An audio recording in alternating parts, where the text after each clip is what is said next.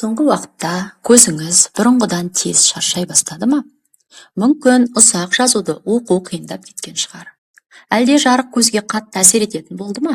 Немесе күннің соңында әсіресе экранға ұзақ қарағаннан кейін көруіңіз бұлғырланып кете ме? Дәрігер ретінде бұл шынымен де алаңдатады. Өйткені миллиондаған адамдар көру қабілетін біртіндеп жоғалтып жатыр. Бірақ оның басталғанын байқамайды. Макула дегенерациясы құрғақ көз синдромы, катаракта, глаукома, қант диабетіне байланысты көз аурулары бар. Көпшілік бұл мәселелер тек қартайғанда пайда болады деп ойлайды, бірақ қазір жағдай басқаша. Көп дәрігерінің қабылдауында болған 40-50 жастағы адамдар жиі көремін. Олар кенеттен көру қабілетін нашарлағанын айтып келеді. Ал дәрігерлер ең қатты қынжылтатын нәрсе адамдарға тамақтанудың көз денсаулығына қаншалықты әсер ететіні айтпайды. Шын мәнінде ұйықтар алдында жеуге болатын бір қарапайым жеміс бар. Ол көздің тор қабығын қолдайды, қан айналымын жақсартады, қабынуды азайтады және ұйқы кезінде көздің қалыпты келуіне көмектеседі. Ол қымбат емес, оны табу оңай. Бірақ көпшілік оның пайдасын білмей дүкеннің жанынан өтіп кетеді. Соңына дейін қараңыз, өйткені сіз көзіңіздің неге тез қартаюы мүмкін екенін және оны бүгіннен бастап қалай қорғауға болатынын түсінесіз. Бастамас бұрын пікірге жаза кетіңіз. Көзіңіз қай кезде көбірек шаршайды? Оқу кезінде ме, түнде ме, көлік жүргізгенде ме, әлде экран қарағанда ма? Енді көзіңіздің ішінде күн сайын не болып жатқанын түсіндірейік. Көз ағзадағы ең көп жұмыс істейтін мүшелердің бірі. Сіз ұйықтап жатқанда да көз жасушалары белсенді болады. Ол зақымдалған тіндерді қалпына келтіреді, қалдықтарды шығарады. Жарыққа сезімтал жасушаларды жаңартады. Қабынумен күреседі. Бірақ мәселе мынада. Қазір өмір салты бұл қалпына келу процесіне кедергі келтіреді. Көп қант, өңделген тамақтар, ұйқының жетіспеуі, экран алдында ұзақ отыру, стресс, мұның бәрі ағзада тотығу стрессін тудырады. Бұл дегеніміз бос радикалдар көздің нәзік тіндерін баяу зақымдайды. Ал тор қабық өте сезімтал, себебі ол көп оттегін қажет етеді. Уақыт өте келе бұл макуланы әлсіретеді, қан айналымын бұзады және көру сапасын төмендетеді. Егер сізде қант диабеті немесе қан қысымы жоғары болса, бұл процесс одан да тез жүреді. Жақында бір пациент келді. Оның жасы 61, аты Арман деп алайық.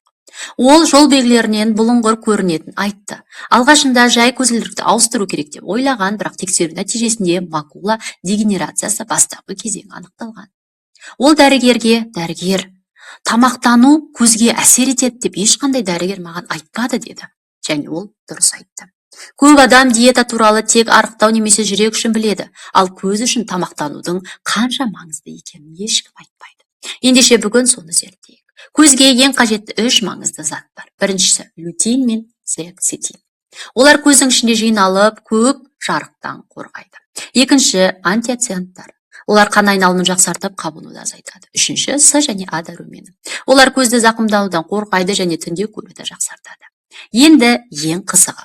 Бұл барлық пайдалы заттар бар бір жеміс бар. Ол киви. Дәл сол қарапайым киви.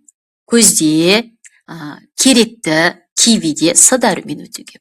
Сондай-ақ көзге пайдалы антиоциданттар да бар. Бірақ ең маңыздысы ол ұйқыны жақсартады. Ал таңертең ұйқы кезінде көз ең жақсы қалпына келеді. Зерттеулер көрсеткендер ұйықтар алдында киви жеген адамдар тезірек ұйықтап, жақсы демалады. Бұл көзге 2 есе пайда береді, тамақ арқылы және ұйқы арқылы. Сонымен қатар басқа да пайдалы жемістер бар. Көкжидек көзді қорғайды. Годжи жидегі зеакситинге бай. Папайя, А дәрумені бар. Қызыл жүзім антиоциданттар. Қарапайым кешкі әдет. Ұйқыдар алдында 45 минут бұрын 1-2 киви жеңіз. Азда көкжидек, черника қосыңыз. Су ішіңіз, тәтті тағамнан бас тартыңыз. Бұл қарапайым, бірақ өте тиімді әдіс. Егер сіз 45 жастан ассаңыз, экран алдында көп отырсаңыз, немесе қант диабеті болса, бұл сіз үшін өте маңызды. Есіңізде болсын, бұл дәрігерлерді алмастырмайды, дәрілерді бөлек қолданасыз. Бірақ күнделікті тамақтану көзге одан да бетер пайдасын және болашағын жақсартады.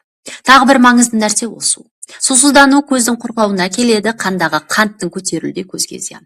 Көруді сақтау үшін бір ғана ғажайып өнім емес, бұл күнделікті дұрыс әрекеттер. Бүгіннен бастаңыз, киви жеңіз, қантты азайтыңыз, көзіңізді қорғаңыз. Өйткені көру қабілетін жоғалту, оны сақтаудан әлде қайда қиын. Егер бұл сізде пайдалы болса, пікірге жаза кетіңіз. Сіздің көзіңіздегі ең үлкен мәселе қандай? Және бұл видеоны жақындармен бөлісіңіз. Көзге күтім жасау. ұмытпаңыз, денсаулық зор байлық екен. Бүгіннен бастап өз қолыңызға алыңыз. Келесі видеода кездескенше сау бол.